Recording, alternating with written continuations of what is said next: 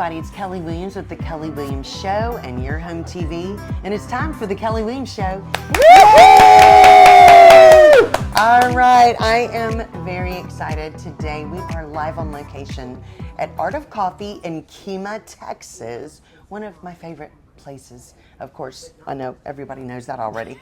I am with the amazing Debbie Simmons. She is a faith-filled, best-selling author and international speaker whose mission is to help others live a focused, faithful, and fearless life. That is awesome.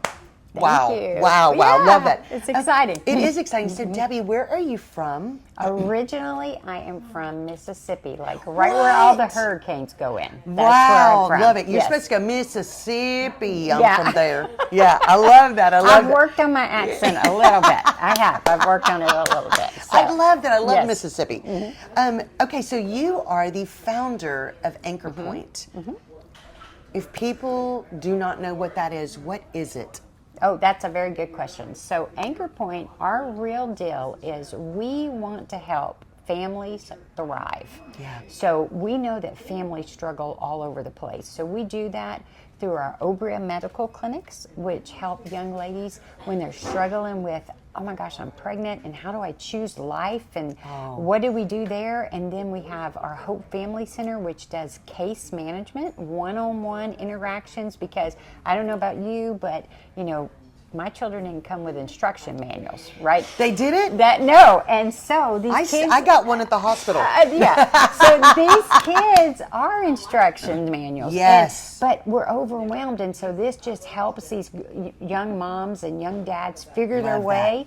We have a maternity home called Hope House, which is for girls that are pregnant but homeless. And then we have our Hope Community initiatives, and these do like prenatal training, parenting training, recovery ministry. So like if women in our community are struggling with sexual abuse or abortion recovery or trauma, how can we help them become whole? Because we want our families to thrive in the area. So we know if we can lift the tide, that it will affect our communities and our nation and help all of us just take it to the next level. Yeah. I agree completely with you. This is amazing. I mean, what a big mission to have started. I mean, what an amazing thing you've done. So, you know, the big question is why did you start this? Yeah, that's a great question. So here's the deal. You know, a lot of times we do things in our lives after we have experienced something that kind of takes it to the next level, and you get to choose whether you let God redeem your story and everything. So my story, if we backed up in it, is that I had infertility in my journey. I eventually got pregnant, thought it was twins. At 13 weeks, we thought I was going to miscarry. Oh my goodness. And we found out that it was quads. That's 4. Oh my goodness. Okay, yes. So we found out that I was carrying quads, and we realized how precious life was and how to go to the next moment. And the next day was a real trusting God experience. We walked through our journey. Our goal was 30 weeks. We walked through our journey at 23 weeks. We went to tour the hospital on the Gulf Freeway, and traffic backed up, and a car hit us in the back. And I was very large at the time, and I was just like, I don't feel very good. And when we went to the hospital to tour it, I convinced them to check me in. I said, I don't feel good. And I said, put me on a monitor. And they did. And when they put me on the monitor, I was having contractions about 2 minutes apart. Oh my goodness. And then they got that calm. They sent me home. And then we knew to make it to the next day was a miracle. Absolutely. And so we started walking. And at 26 weeks, my water broke on one of the sacs. Holy smoke. Yeah, and so they took us to the hospital, and we were going to stay until 30 weeks. Yeah. And that was our goal. And so that first night, I freaked out, which, you know, I'm like, the hospital wasn't ready for me. I wasn't ready for the hospital. And, and the next morning, my husband stayed with me, and the next morning we woke up, and I was like, I'm having contractions. Wow. I'm really having contractions. And the doctor came in and said, yep, one of the babies is sticking their hand out your stitched cervix and saying, hello, I'm coming. Oh my goodness. And so for us, I was like, you can't stop it. You can't like make it go away. You know, like put it back. Yeah. And she's like, no, you're going to have to deliver this baby. So Wow. we had the stitches taken out, and then we waited, and little Zach came, and they put Zach in my arms. Yeah. Because at that point, medical technology could not save him. They Yeah. could do that today. Yeah. Okay? Yeah. And so they put little Zach in my arms, and he passed away into eternity, and I just held him. Now, one cool thing he did do was he grabbed my finger, and he squeezed as if to say, I'm here, Mom. And so Zach passed away. And then the question was, could I keep the other 3? Because I had 4, right?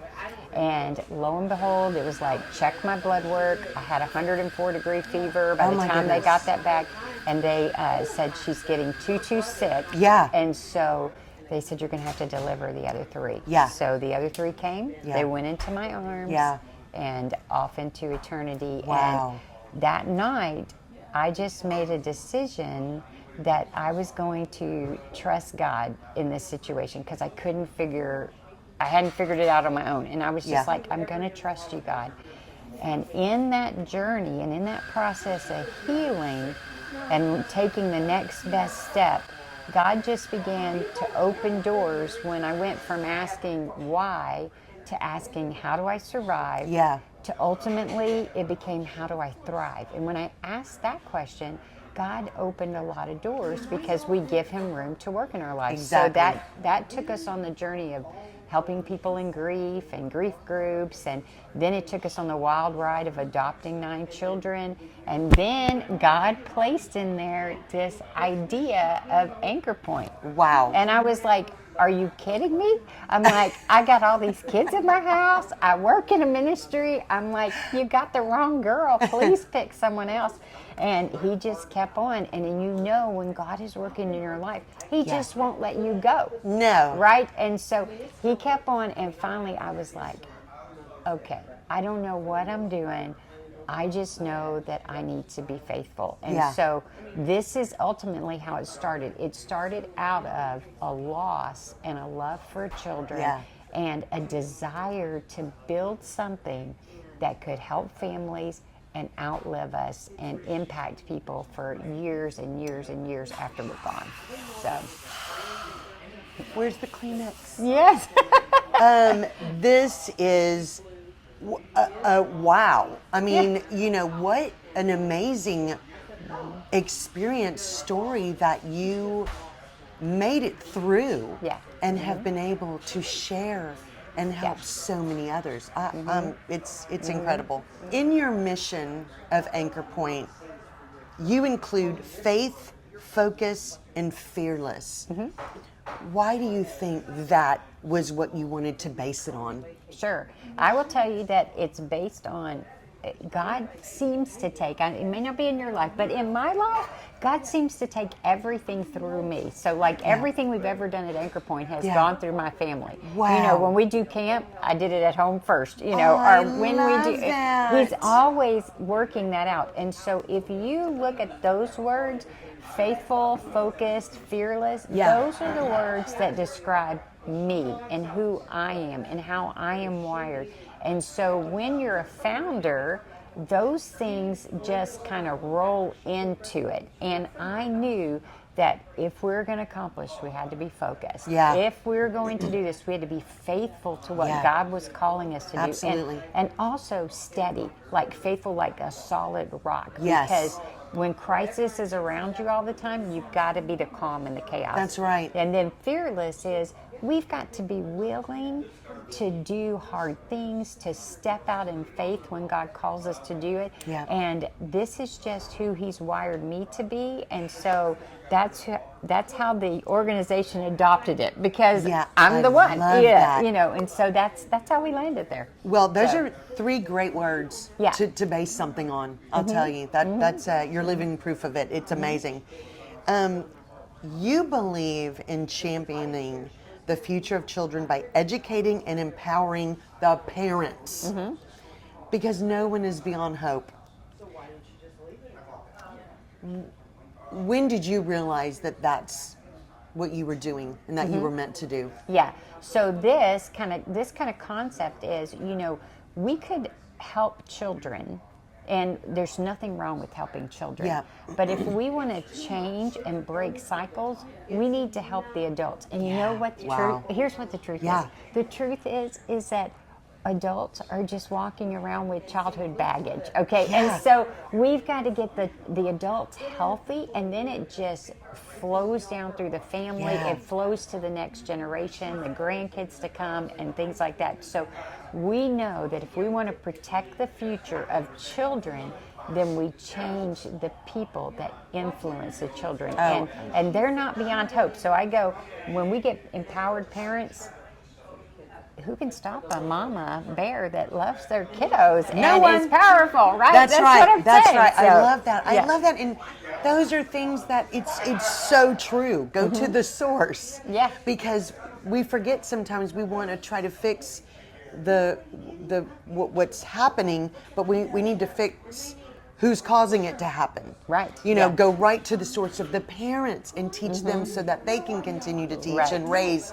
these children to be productive and faithful and focused and Yes. fearless. Yeah. You know, like you're doing that. I love that. Well, it's funny when we do our camps, Yes, that we do our yes. Pathway to Hope camps, okay? Parents bring children because they're having trouble with them, right?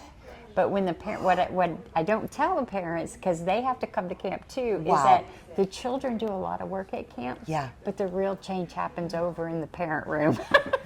And the parents always grow, but I'm like, Oh, you're my coming goodness. because you're a child. Yeah. But we need to realize that, you know, God gave me 9 children because I have a lot of work to do in me Yeah. to be the person He needs me to be. And so He just gave me kids that light everything up. And I'm like, okay, God, let's work on that. Let's work on Oh, this I one," love that. So He's been working on me way more than my kiddos. So, I love yeah. it. Well, you know, in that sense, I should have had 20 because I got Yeah. lots of things to work on. I don't know. Okay, so Debbie, you have a newly released book. Yes. It is called The Heart of Legacy. It's absolutely gorgeous. And we're going to talk about how you can get this in just a moment. But first of all, okay, you got 9 kids. You run Anchor. Anchor Point, yeah. You know, you do camps. You have all the you're mission driven. You're I'm kind of woman. busy too. Yeah. You're a little bit busy. When did you wake up and go, I need to write a book?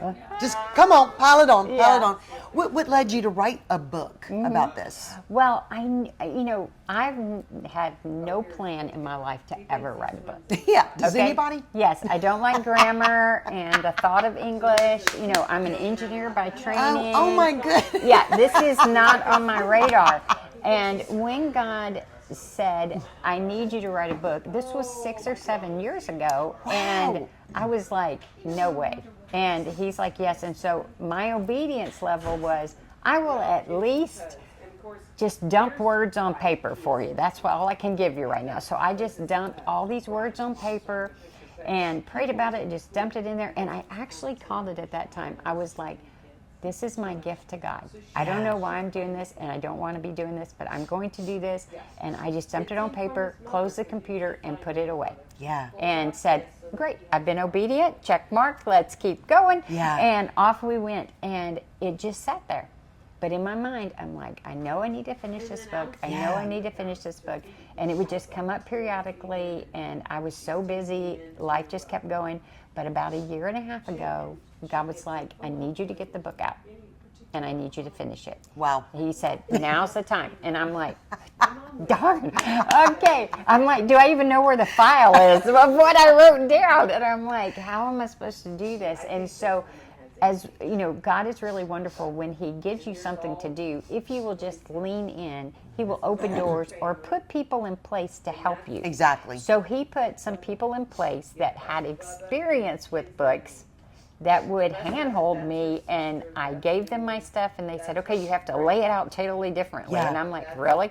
I'm like, and they were like, yeah, and here's how you need to change it. Yeah. And so this is the ultimate creation of that thing that started. And, Wow. And I really think the goal here is, it is taking my story, which I don't, you know, when we talk about losing the boys and stuff like that, that's part of my story, but I've lived with it for so long. Yeah. I don't really think it's really that amazing Yeah. because it's just my story. Yeah. But like when someone like you hears it, it's like, oh my gosh, how did you do that? How do you survive? And people walk away with hope in hearing that story. And so God's just like, it's time for that story to be out there. Yeah. And it talks about the starting of Anchor Point. It talks about love that. just the whole journey, and then how you and I can go on that journey too. Yeah. And so that's kind of how it came to fruition. So I just, in my mind, it's just my gift to God, and I'm putting it out there, and whatever He wants to do with it, I'm just like, I'm buckled up. I'm here for the ride. Absolutely. Yeah. So this, to me, this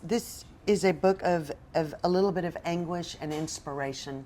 Almost, it's this full journey. Yeah. That you've been on. This is really, I can't wait to read it. Yeah. I cannot wait to read this. How long? So how long did it take you to write it?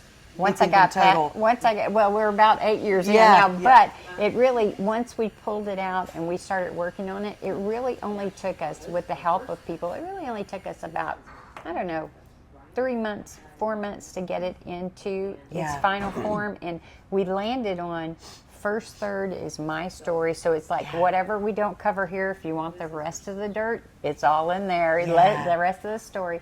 And then the middle section is all about how you and I can be focused, how we can be faithful, and how we can be fearless. So tips for how we can do that. And then the last third of the book is just wonderful stories of life change, of people who have been just transformed through the work of Anchor Point. Amazing. That's how it's laid out. But I love that it's practical too. Absolutely. And there's great easy steps in there for people. Good, because we all need steps. Yeah.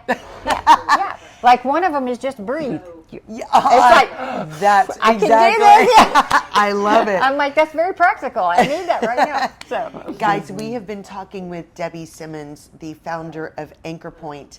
We're going to be back with more of her amazing story right after this commercial break. Serendipity Yacht Cruises and Events wants you to come party with us. We're bringing the fun to the Houston Bay Area. Stay tuned for all of our incredible events throughout the year, featuring amazing food and drinks, live entertainment, special guests, and so much more. Fun, new, different. Serendipity Yacht Cruises and Events is where you want to be. So come party with us. It's more than a yacht. It's serendipity.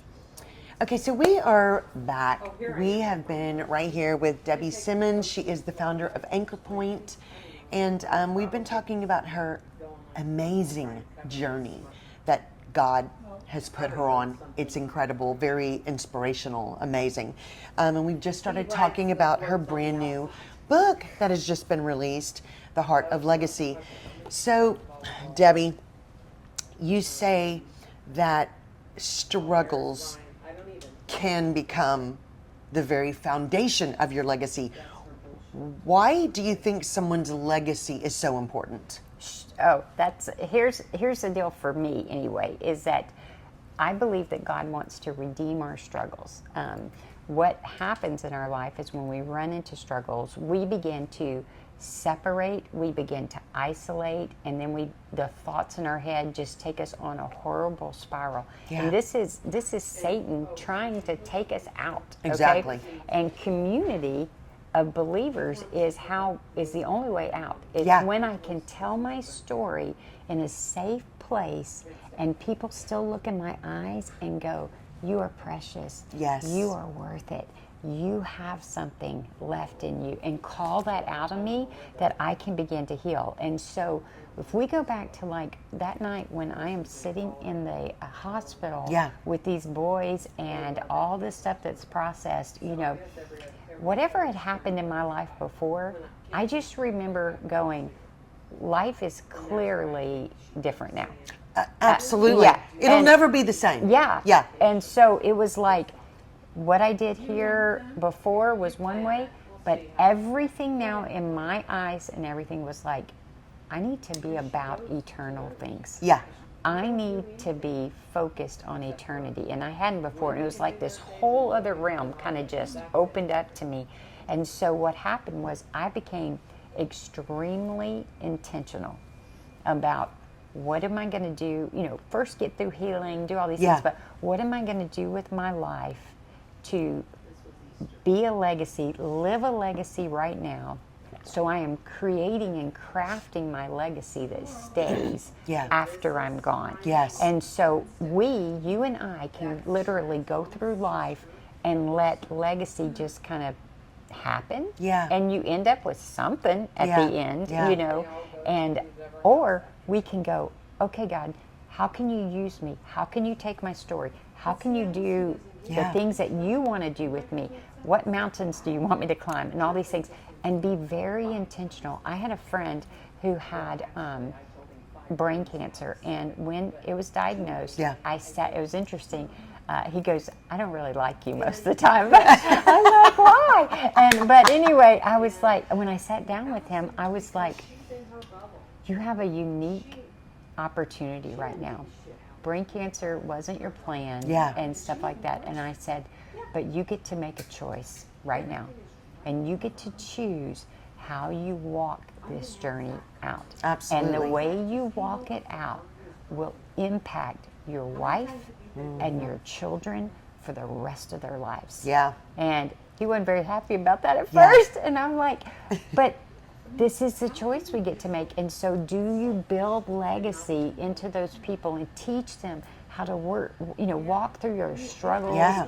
and do it well and fall more in love with Jesus and let God take that story Yeah. and touch people. And I can tell you, even now, this has been multiple years, his life is still impacting people. Absolutely. And, he was like, I don't like you. And I'm like, I Yeah. know, this is the hard part. But I'm like, let's be legacy makers. Let's be builders right now. Let's be intentional, because God has put us here for a reason, put us Yes. here for a purpose, and we don't want to miss it. No. Yeah. And so in the end, we'll have something wonderful to leave. And it might be as simple as being a mother and doing it well. And that's not necessarily simple, but it's the hardest. Yeah. Don't lose focus on the fact that everything is important. Yeah. It may be that you get to build a ministry.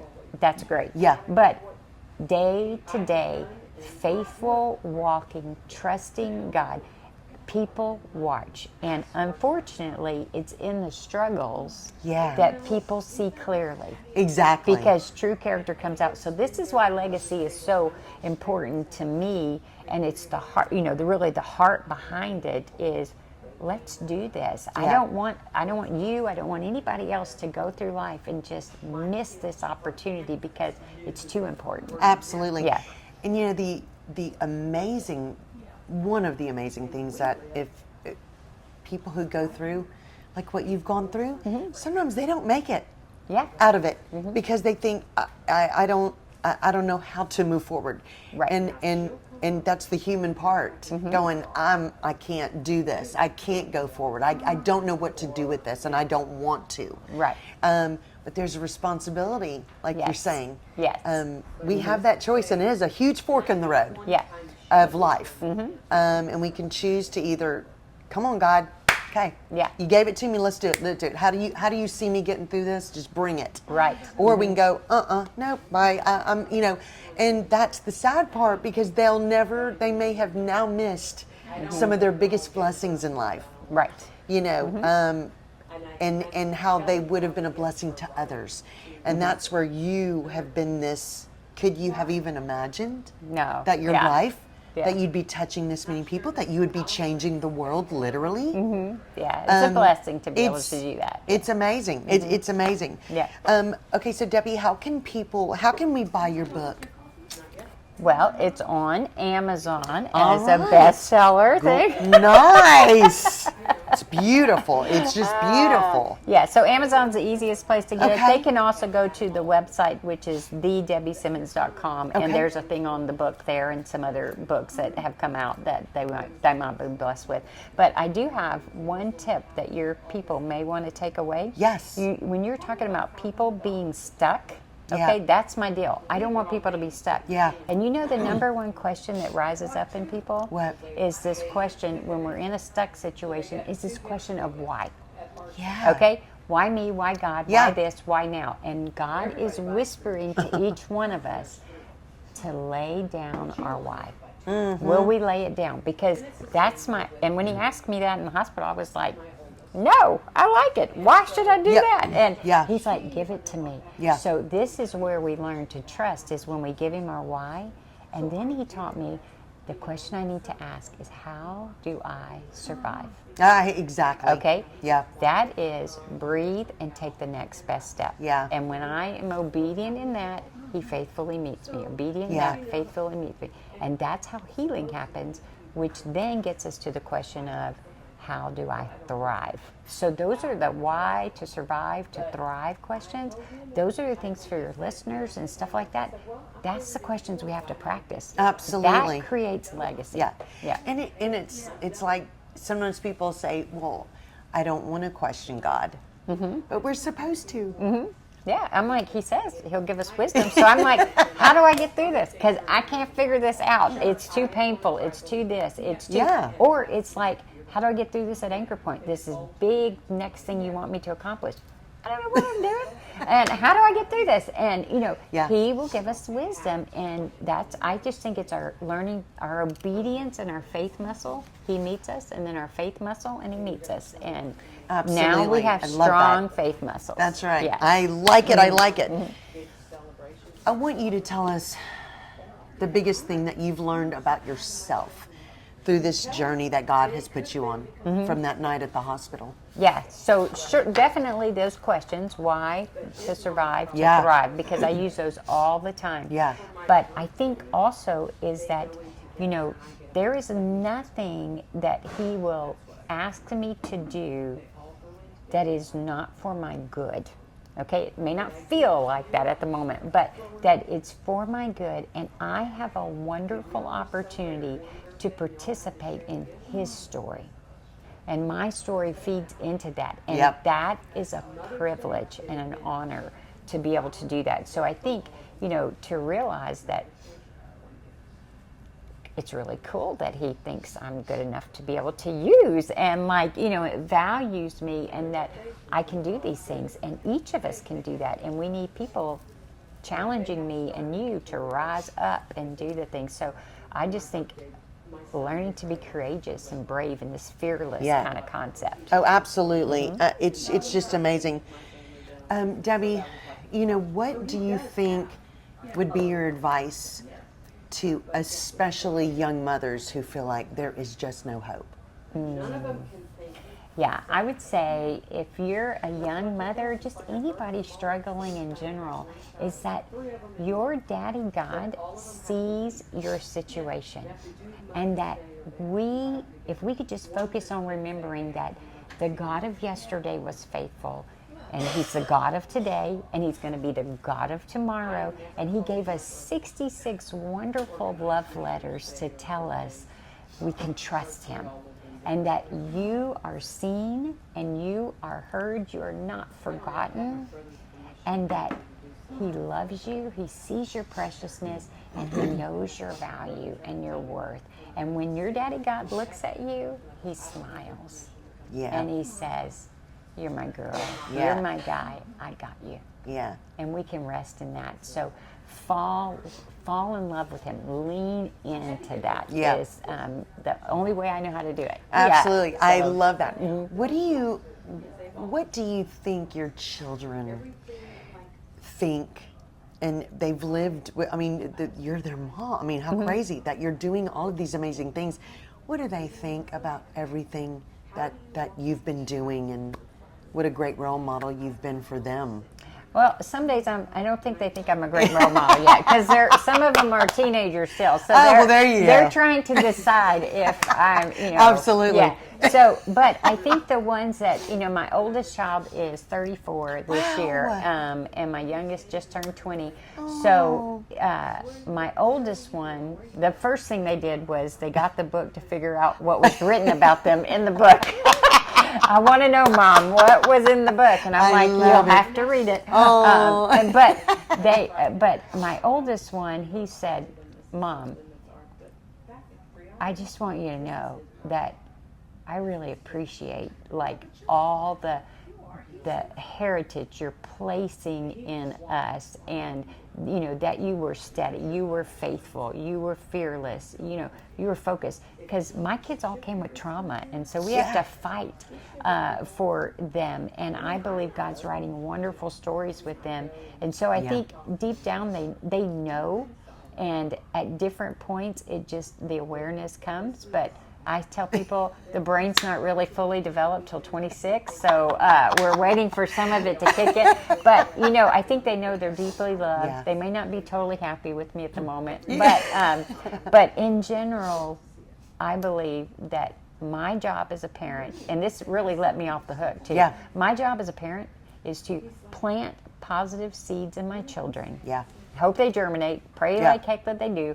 And then the other thing I'm responsible for is leaving a bridge to Jesus. Absolutely. Okay, those are the two things that I can control. I can't control any other thing that they do. Yeah. And I can be the steady person. So one of my children spent many years on the streets in Houston and drug addiction and all this stuff. And, she's recovered now, been sober for many years.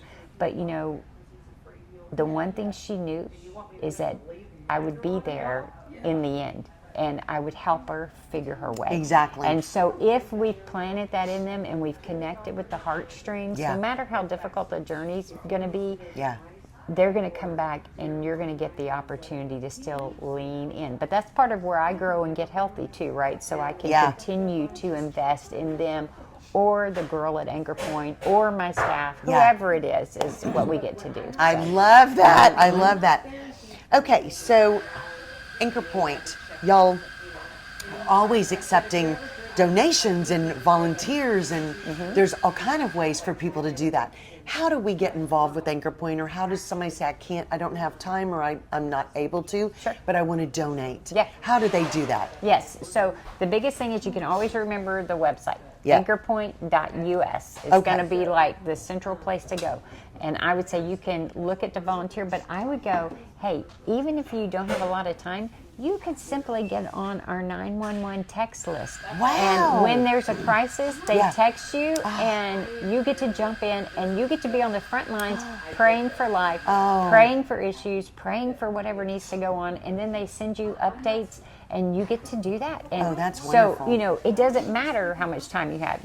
I mean, literally, you get the text, and you're just like, dear God, intervene in that situation, whatever it is, because I believe that is the biggest answer to a lot of things, right? Absolutely. And if people have a day, they can come work the gala. If they have a lot of time, like in the summer, we have camp in the summer, and they have a week, then that would be lovely. If they want to do weekly and do some of like the life on life, case management type things, there's opportunities for that. So I would say there's a ton of things to do. It's like just jump in, lean in, and explore, and start somewhere. And then if you go, it's not my favorite thing, I'm like going, try this over here, because this might be exactly where you want to be. And what we want to do is, you're uniquely wired, and you have different passions, and we want to put you in your passion. And sometimes it takes a little time to try that out. Yeah. But trying is the biggest thing, and letting God kind of mold that. So I would say that would be some of the best ways to get involved. And then on that same page, there is Donate Now. And one of the things that we absolutely love and just gets our heart excited is when people say, you know what, I want to be a monthly giver. Because I want you to know I'm your partner. Absolutely. I'm here long term. And we have people that have given for 15 years. Oh my and goodness. It doesn't have to be big amounts. But it says to me, hey Debbie, go ask God what the next big adventure is, because I got you covered over here. Yeah. And I'm going, thank you. What can we do, God? How can we expand? And so I would say just jump in, see how you can do that, and there's all kind of creative ways to give through planned giving and matching gifts from employers and stuff like that. And our staff can walk you through that. But every penny is an opportunity to put hope into one of these clients. Absolutely. And hope makes all the difference. Absolutely. Mm-hmm. How many of these special little people, these moms and these women, how many do you know have y'all been able to help? I can't even imagine. Yeah, generally every year there's about 3,500 that go through all the different phases of Anchor Point and the Amazing. expanded, Amazing. families. Yeah.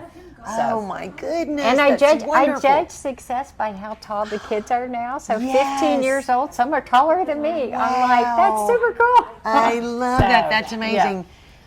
Okay, so Debbie, thank you so much Yes. for sharing your story today. This has been incredible. You are an amazing woman with you're an inspiration to a lot of people, many. And thank you for helping to change the world one day at a time, one family at a time, one mom at a time. Yes. And one child at a time, because that's what you're doing. It's amazing. How do we follow you on social media? Sure. The way you do that is go to thedebbisimmons.com. Okay. And you can go there, and there actually is a great download that they can get on being a legacy maker. Love that. And so they could tie into that and tie into what kind of concepts are in the book. Love and what I say is, come on, let's go. Let's Yeah. create a community of legacy makers. Yes, And I wouldn't that love be that. fun to hear all those amazing wild ride stories and be supporting each other Yeah. as we do it? So, I love that. Guys, okay, make sure you go to Amazon and pick up one of her books, The Heart of Legacy. Art And of leave Legacy. a review. That would Leave be a so review. helpful. I cannot wait to read this. How do we get an autographed copy if somebody wants an autographed copy from you? Oh, they would just have to reach out to me on my website. Okay. I'll take care of it. I'd Okay. love to do that. Awesome, Yes. awesome. Guys, thank you for watching today. Debbie, thank you so much for sharing your incredible story and your journey. Thank you to Art of Coffee for hosting today. You can watch The Kelly Williams Show anytime on the Your Home TV network. But we hope you have an awesome and blessed rest of your day. Thank you so much.